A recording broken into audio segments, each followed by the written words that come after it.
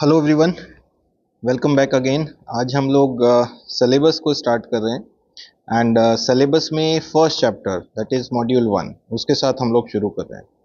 Module one जो हमारा है डीसी सर्किट्स, राइट। तो डीसी सर्किट में जो सबसे पहला टॉपिक आता है हमारा सिलेबस के अकॉर्डिंग, वो आता है बेसिक सर्किट एलिमेंट्स। ठीक है, बेसिक सर्किट एलिमेंट्स क्या होते हैं? बेसिक सर्किट एलिमेंट्स का मतलब है वो एलिमेंट जो सर्किट में कनेक्ट होते हैं। जैसे हम देखते हैं कि किसी भी एक सर्किट में, मान लीजिए ये एक हमारा सर्किट है, सिंपल सा सर्किट हमने बनाया है जिसमें एक वोल्टेज सोर्स लगाया है, एक रेजिस्टेंस लगाया है। तो इस पर्टिकुलर सर्किट में हम देख पा रहे हैं कि there are many elements connected, like here we have a source of energy, here we have the load, जहां पर ये एनर्जी जो सोर्स से रिलीज होगी वो लोड पे डिलीवर होगी, एंड यहाँ पर हमारे पास है कनेक्टिंग वायर्स जो सोर्स और लोड को कनेक्ट करने का काम कर रहे हैं। ठीक है, अगर इन एलिमेंट्स को हम क्लासिफाई करते हैं तो ये सोर्स जो हमारा है ये एक एक्टिव एलिमेंट की कैटेगरी में आता है। एक्टिव एलिमेंट मतलब वो एलिमेंट जो किसी भी तरह से पावर, वोल्टेज, करंट इन सबको कंट्रोल कर सकते हैं या प्रोवाइड कर सकते हैं। और लोड साइड पर जो एलिमेंट्स हमारे होंगे, load although here it is only the resistance जो हमने कनेक्ट किया है, but there are so many other elements जो लोड हो सकते हैं।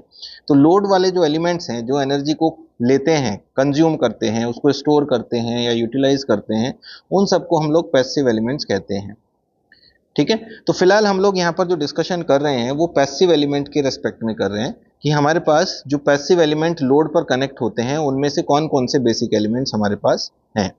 तो बेसिक एलिमेंट जो लोड पर कनेक्ट होते हैं, जिसमें ऑलमोस्ट हर टाइप का लोड आ जाता है, उसमें आता है एक रेजिस्टेंस, एक इंडक्टेंस और एक कैपेसिटेंस। ये तीन एलिमेंट्स ऐसे हैं जो बेसिक एलिमेंट्स कहलाते हैं और किसी भी सर्किट में एक लोड को कंट्रीब्यूट करते हैं, चाहे लोड किसी भी नेचर का हो, कहीं ना कहीं उसमें रेजिस्टेंस होगा ही होगा, इंडक्टेंस भी होगा और कैपेसिटेंस भी होगा, या इनमें से किसी का भी एक कॉम्बिनेशन हो सकता है, सीरीज कॉम्बिनेशन, पैरेलल कॉम्बिनेशन, कुछ भी हो सकता है, राइट।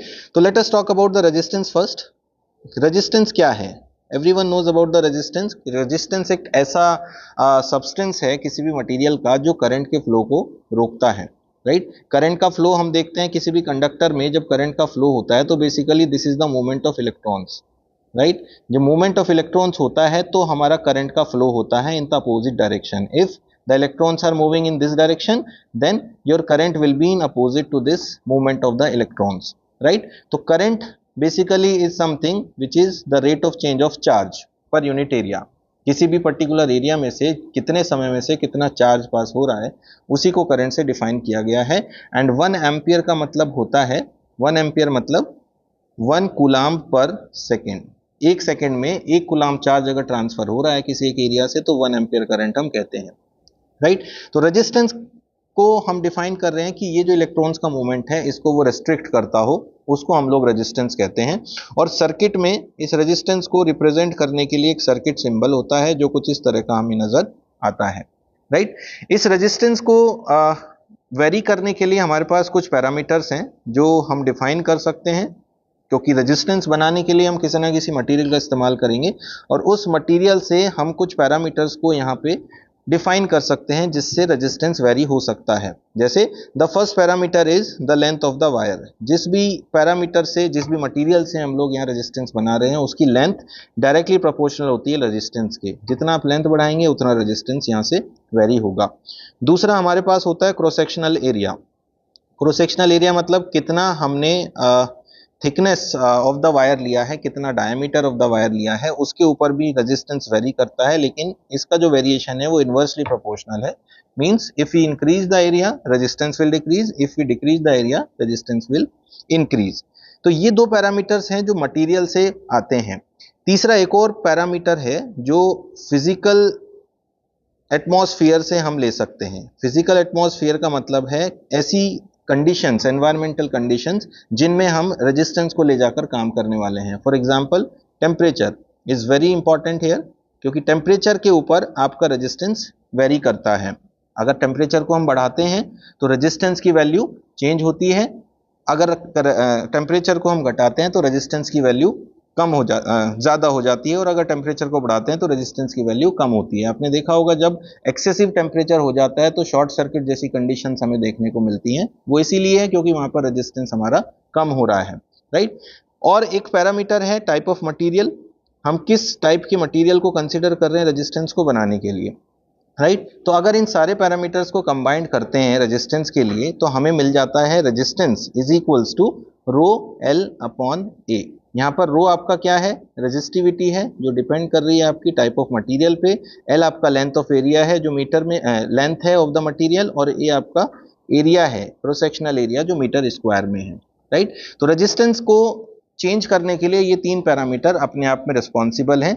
यहाँ से रो जो है रेजिस्टिविटी उसकी यूनिट हम इजीली कैलकुलेट कर सकते हैं from the same formula, we will get R A upon L, ohm metre square upon metre, और it is ohm meter. This is the unit of rho, resistivity, right? There is another parameter which is related to the resistance, that is called conductance, and it is represented by capital G here. Capital G is nothing but equals to the reciprocal of resistance 1 upon R, और इसका unit भी ohm inverse या फिर mho होता है, right. And resistivity जिससे हम लोग कैलकुलेट कर रहे हैं रेजिस्टेंस को, उसका इनवर्स यहां पर हमें मिलता है सिग्मा, जिसको कहते हैं हम कंडक्टिविटी, राइट। ये सारी चीजें हमारे पास आती हैं जो रेजिस्टेंस से जुड़ी हुई हैं। इसके अलावा रेजिस्टेंस से एक और बहुत इंपॉर्टेंट लॉ हमारा जुड़ा हुआ है जिसको ओम्स लॉ कहते हैं। ओम्स लॉ डिफाइन करते हैं हम लोग जब किसी रेजिस्टेंस के थ्रू करंट को पास किया जाता है। जब करंट को किसी रेजिस्टेंस से पास करते हैं तो उस रेजिस्टेंस में एक वोल्टेज ड्रॉप मिलता है, उस ड्रॉप को कैलकुलेट करने के लिए इस ओम्स लॉ का इस्तेमाल होता है। दैट सेज कि whenever a current passes through the resistance there is a drop across the resistance which is proportional to the current passing through the resistance, यानी कि V is directly proportional to I। V is directly proportional to I का मतलब है कि अगर हम V और I के बीच में एक ग्राफ प्लॉट करते हैं तो that will B a straight line which passes through the origin, right? ये एक लीनियर कर्व होता है, इसको कहते हैं लीनियर कर्व। इसका मतलब ये है कि ओम्स लॉ आपका लीनियरिटी को फॉलो करता है, राइट। ओम्स लॉ आपका लीनियरिटी को फॉलो करता है, और अगर कोई ऐसा कर्व है जो नॉन लीनियर इन नेचर है उस कंडीशन में ओम्स लॉ को अप्लाई नहीं कर सकते। तो in this curve what we are seeing at कि यहां पर आपके पास जो कर्व बनाया गया है उसमें जो स्ट्रेट लाइन है ये आपका कैरेक्टरिस्टिक्स है रेजिस्टेंस का, राइट। हमने जो प्लॉट किया है एक रेजिस्टेंस के लिए किया है जिसमें एक वोल्टेज ड्रॉप V हो रहा है, एक करंट I पास हो रहा है, और I और V की डायरेक्ट प्रोपोर्शनैलिटी के अकॉर्डिंगली ये दोनों एक दूसरे के डायरेक्टली प्रोपोर्शनल है, where the slope is the resistance R। हर मोमेंट पर किसी भी पॉइंट पर आप कैलकुलेट कर लीजिए, हमेशा आपको R की वैल्यू कांस्टेंट मिलेगी, which is nothing but equals to V equals to IR और R is equals to V upon I। तो यहां पर आप देख रहे हैं कि हमने ओम्स लॉ को डिफाइन करने के लिए R को कांस्टेंट ट्रीट किया है, और अभी अभी हमने देखा कि ये जो रेजिस्टेंस है ये इन तीन पैरामीटर्स पे डिपेंड करता है। इसका मतलब ये है कि ओम्स लॉ को डिफाइन करने के लिए हमने ये मान लिया है कि length of the wire, cross sectional area of the wire and the physical conditions, जो टाइप ऑफ मटेरियल है, जो टेम्परेचर्स हैं, उन सबको हमने इनवेरिएबल माना है, वो किसी भी तरह से बदल नहीं रही है। इसी कारण से रेजिस्टेंस कांस्टेंट है एंड ओम्स लॉ वहां पर अप्लाई हो रहा है। यहाँ पर ओम्स लॉ की कुछ लिमिटेशंस भी हमारे सामने आ गई हैं, जिससे हम ये बता सकते हैं कि ओम्स लॉ को कहाँ यूज नहीं कर सकते। हम ओम्स लॉ को नॉन लीनियर सर्किट्स में अप्लाई नहीं कर सकते, हम ओम्स लॉ को मैग्नेटिक कपल्ड सर्किट्स में अप्लाई नहीं कर सकते, क्योंकि ये सारे वो एग्जाम्पल्स हैं जो नॉन लीनियर इन नेचर होते हैं। पावर कैलकुलेट करने के लिए हम ओम्स लॉ का इस्तेमाल नहीं कर सकते, वोल्टेज सोर्स और करंट सोर्स के अंदर हम ओम्स लॉ का इस्तेमाल नहीं कर सकते। ये सारे एग्जाम्पल आपके नॉन लीनियर एलिमेंट्स के होते हैं, इसलिए हम ये कह पा रहे हैं कि यहाँ पे ओम्स लॉ को हम अप्लाई नहीं कर सकते हैं, ठीक है। अब वापस आ जाते हैं रेजिस्टेंस के ऊपर। रेजिस्टेंस के अक्रॉस एक जो पावर लॉस है कैपिटल P, वो होता है V इंटू I, ठीक है। Voltage of the resistance and current passing through the resistance, ये हमारा रेजिस्टेंस था, ये हमारा करंट था, यहां पर एक वोल्टेज ड्रॉप हो रहा था। अब ये जो वोल्टेज ड्रॉप है मींस कोई भी वोल्टेज जो होता है उस वोल्टेज के अक्रॉस एक पोलैरिटी जरूर होती है, मतलब वोल्टेज का प्लस किस तरफ है और माइनस किस तरफ है ये हमें पता होना चाहिए। चूंकि रेजिस्टेंस एक पावर कंज्यूमिंग डिवाइस है तो करंट हमेशा पॉजिटिव टर्मिनल से ही एंटर करेगा, जो कि इस वोल्टेज की पोलैरिटी होगी, ठीक है। तो हम ये कह रहे हैं कि जब कोई भी करंट रेजिस्टेंस से पास होगा तो जहां से करंट एंटर होगा रेजिस्टेंस में, वो पॉइंट उसके अक्रॉस होने वाले पोटेंशियल ड्रॉप का पॉजिटिव टर्मिनल कहलाएगा, और जहां से भी करंट निकलेगा वो इसका नेगेटिव टर्मिनल कहलाएगा। ये साइन कन्वेंशन रूल है जो हमें काम में आएगा जब हम लोग केवीएल को अप्लाई करेंगे किसी सर्किट में, राइट। तो पावर लॉस हमारा हो गया P is equals to V into I, and चूंकि ओम्स लॉ के अकॉर्डिंग हमारा होता है V equals to I R और I is equals to V upon R. अगर इन दोनों रिलेशंस को 1 बाय 1 करके पावर में हम पुट करते हैं तो हमें मिल जाता है power is equals to V I और आई स्क्वायर आर और वी स्क्वायर अपॉन आर। ठीक है, तो ये सब था डिस्कशन हमारा रेजिस्टेंस के बारे में। अब अगले एलिमेंट की बात करते हैं। नेक्स्ट एलिमेंट हमारा है inductance, that is also a basic element of the electrical engineering. ठीक है, इंडक्टेंस क्या होता है और कैसा दिखाई देता है? इंडक्टेंस कुछ इस तरह का दिखाई देता है, this is called an inductance and a current passes through the inductor.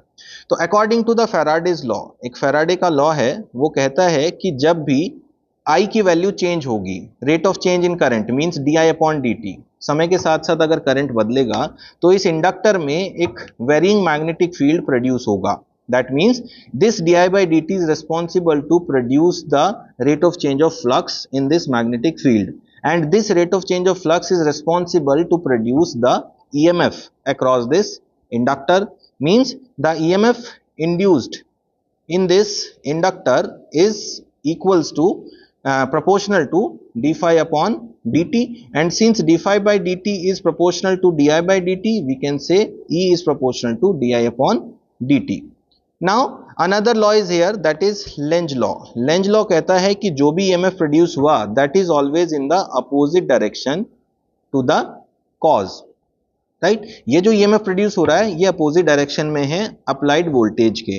तो because of this Lenz law, ये जो हमारा एक्सप्रेशन है E is proportional to di by dt, ये प्रोपोर्शनल हटाने के बाद हो जाता है E is equals to minus of L di by dt। जो L है आपका, वो आपका इंडक्टेंस है जो उस कॉइल का है जिस कॉइल में हम लोग EMF प्रोड्यूस कर रहे हैं, और ये जो नेगेटिव साइन हम लगा रहे हैं ये लेंज लॉ के अकॉर्डिंग लगा रहे हैं। तो this E is minus of L di upon dt. So how we are defining the inductance here? Inductance की एक सिंपल सी डेफिनेशन यहाँ बन जाती है कि the property of a coil that opposes any change in the amount of current flowing through it is called the self inductance। यानी कि एक ऐसी प्रॉपर्टी है कॉइल की जो किसी भी चेंज ऑफ करंट को अपोज करती है, राइट। इसका मतलब ये हुआ कि इंडक्टर जो है वो all of a sudden current को एक्सेप्ट नहीं करता है, वो उसको रिजेक्ट कर देता है, and slowly it takes the current which passes through it। Self inductance का क्या मतलब है? सेल्फ इंडक्टेंस का यहाँ मतलब ये है कि जो कॉइल है उसका अपना खुद का इंडक्टेंस, राइट। दो तरह के इंडक्टेंस होते हैं, एक सेल्फ होता है, एक म्यूचुअल होता है। म्यूचुअल किसी दूसरे कॉइल के कारण होने वाला होगा जो नेबरिंग कॉइल होगी, और सेल्फ अपने खुद के कारण होगा, राइट। तो यहाँ पर इंडक्टेंस में से अगर एक वोल्टेज अप्लाई करनी है तो जो वोल्टेज को हम अप्लाई करेंगे that will be in equal and opposite direction to the EMF produce, यानी कि V should be equal and opposite to E, counter करना चाहिए इसको। तो फ्रॉम दिस रिलेशन हमें मिलता है यहाँ पर एक voltage relation of the inductor, that is VL is equals to L di upon dt। ये वोल्टेज अक्रॉस द इंडक्टर हो गया। जब हम एक इंडक्टर के अक्रॉस वोल्टेज अप्लाई करेंगे तो whatever the voltage equation is here that is equals to L di upon dt। ठीक है, और यहां से अगर हम दोनों तरफ इसको इंटीग्रेट करते हैं इस इक्वेशन को, तो from here we can get di is equals to v upon L dt, and that is being integrated from 0 to t time. Here 0 to t time में आपका जो इक्वेशन है वो करंट को चेंज करता है 0 से I के लिए, तो you get the equation for I here is 1 upon L integration of 0 to t v dt। This is the amount of current which will pass through the inductor. ठीक है, तो हमें वोल्टेज और करंट दोनों के रिलेशन यहां से मिल गए हैं। अब अगर आप इस रिलेशन को देखते हैं तो ये क्लियरली कह रहा है कि जो वोल्टेज अक्रॉस इंडक्टर है वो डिपेंड करती है rate of change of current के ऊपर। मींस जब तक हमें rate of change of current मिलता रहेगा तब तक आपका जो वोल्टेज अक्रॉस इंडक्टर है वो मिलेगा। जैसे ये di बाई dt जीरो हो जाएगा वैसे ही आपके वोल्टेज अक्रॉस इंडक्टर जीरो हो जाएगा। So here if di by dt become zero then voltage across inductor becomes zero। di by dt equals to zero कब होगा? जब आप DC सप्लाई उसको लगाएंगे, और DC सप्लाई आपकी कंटिन्यूस नेचर की होती है, इसका मतलब ये है कि इंडक्टर में अगर हम डीसी सप्लाई लगाते हैं कुछ देर के लिए, तो कुछ देर के बाद इंडक्टर फुली चार्ज होकर अपने थ्रू पूरे पूरे करंट को पास कर देता है, और इसके थ्रू जो rate of change of current है वो जीरो हो जाता है और वोल्टेज अक्रॉस इंडक्टर जीरो हो जाता है। दैट मीन्स कि आपका जो इंडक्टर है वो एज ए शॉर्ट सर्किट की तरह बिहेव करने लगता है जब उसके अक्रॉस एक डीसी सप्लाई हम कनेक्ट करते हैं, तो क्योंकि शॉर्ट सर्किट का मतलब होता है वोल्टेज जीरो। इन दोनों पॉइंट पे जो पोटेंशियल डिफरेंस है वो जीरो हो गया, तो इंडक्टर एक शॉर्ट सर्किट की तरह बिहेव करने लगा। तो जो भी करंट आपका इंडक्टर के थ्रू पास हो रहा था आई, वो बाईपास होकर इंडक्टर से ऐसे निकल जाएगा, जो कि एक शॉर्ट सर्किट की तरह से काम कर रहा होगा, राइट। तो यहां से हमें एक ऑब्जर्वेशन मिली है कि in case of inductor whenever we apply the DC source it behaves as a short circuit in steady state conditions, right. और साथ ही साथ दूसरी ऑब्जर्वेशन हमारी इस डेफिनेशन से मिल रही थी कि जब भी हम इंस्टेंटली किसी करंट को अप्लाई करते हैं तो वो अपने थ्रू उसको पास नहीं होने देता। दोनों कंडीशन डिफरेंट है। एक कंडीशन में इंडक्टर आपका ओपन हो रहा है जब करंट पास नहीं होने दे रहा है, और दूसरे कंडीशन में इंडक्टर शॉर्ट सर्किट हो रहा है जब पूरा करंट पास होने दे रहा है। Further the energy stored in the inductor is equals to 1/2 Li square, ठीक है। This much is the energy is stored in the inductor because inductor is a memory device जो एनर्जी को store करता है मैग्नेटिक फील्ड के अंदर। Magnetic field के अंदर ये एनर्जी को स्टोर करता है। अब बढ़ते हैं थर्ड एलिमेंट की तरफ। थर्ड एलिमेंट हमारा है कैपेसिटर। कैपेसिटर एक बड़ा ही कॉमन सा डिवाइस है जिसको हम लोग इस्तेमाल करते हैं अपने सिस्टम के अंदर, और एक बड़ा इंपॉर्टेंट टास्क ये परफॉर्म करता है कैपेसिटर सर्किट्स के अंदर। ये बेसिकली सर्किट्स में एक स्टोर्ड एनर्जी को प्रोवाइड करके उस सर्किट की जो ऑपरेटिंग कंडीशंस हैं उनको इम्प्रूव करने के काम में आता है। जैसे एक सिंपल सा एग्जांपल लेके हम समझ सकते हैं कि फैन जो हमारा होता है उसमें भी कैपेसिटर लगता है, और फैन के अंदर ये टॉर्क को प्रोड्यूस करने का काम करता है, ठीक है। जो टॉर्क है वो ऑलरेडी फैन में डेवलप होता है, लेकिन वो उतना सफिशिएंट नहीं होता कि फैन को घुमा सके। तो जो कैपेसिटर हम उसके अंदर लगाते हैं वो एक्सेसिव फोर्स, एक एडिशनल फोर्स जैसे एक पुश देने का काम करता है ये, जो फैन को टॉर्क एक्सेसिव टॉर्क डेवलप करके उसको रोटेट करने का काम वहां पे कर देता है, ठीक है। तो कैपेसिटर के अंदर एनर्जी स्टोर्ड होती है इलेक्ट्रिक फील्ड के अंदर, राइट। इलेक्ट्रिक फील्ड के अंदर कैपेसिटी स्टोर्ड होती है, और दिखने में ये कुछ इस तरह का दिखाई देता है जिसमें दो पैरेलल लाइंस हम लोग शो करते हैं। यहां से जब कोई करंट पास होता है तो कैपेसिटर अपने अंदर एनर्जी को स्टोर करता है, ठीक है। तो जब भी हम लोग कोई भी सप्लाई लगाते हैं, let us suppose a V is applied here, तो current will start passing flowing in the circuit. तो जैसे जैसे करंट इस सर्किट में पास होता है वैसे वैसे आपका जो कैपेसिटर है वो चार्ज होना शुरू हो जाता है। जितना ये चार्ज होगा उतना कम ये करंट अपने थ्रू पास होने देगा। इनिशियली कह सकते हैं कि जैसे ही हम लोग सप्लाई को ऑन करेंगे कैपेसिटर से पूरा का पूरा I value of current pass होगा। मान लीजिए हम लोग टाइम के रेस्पेक्ट में करंट का कर्व अगर बनाते हैं और टाइम के रेस्पेक्ट में वोल्टेज अक्रॉस कैपेसिटर का कर्व बनाते हैं, तो आपका immediately switching on the supply capacitor के अक्रॉस वोल्टेज क्या होता है, बिल्डअप होना शुरू होता है, और जो करंट की वैल्यू है वो धीरे धीरे डिक्रीज होनी शुरू हो जाती है। जैसे ही कैपेसिटर के अक्रॉस जो वोल्टेज है वो VC is equals to V हो जाता है, यानी कि ये दोनों वोल्टेज जब दोनों इक्वल हो जाते हैं तो दोनों के बीच का पोटेंशियल डिफरेंस जीरो हो जाता है, और जैसे ही दोनों के बीच का पोटेंशियल जीरो होगा आपका जो करंट का वैल्यू है वो that will become zero, right. ये हमें कैसे पता चलेगा? हमें पता है जो करंट है वो होता है dq upon dt, rate of change of charge, right? Also for a capacitor we know a relation that is q is equals to cv, the charge passing through the capacitor is equals to c into v. V is the voltage across capacitor and c is the capacitance, right? If we put this q here we will get I is equals to c dvc by dt.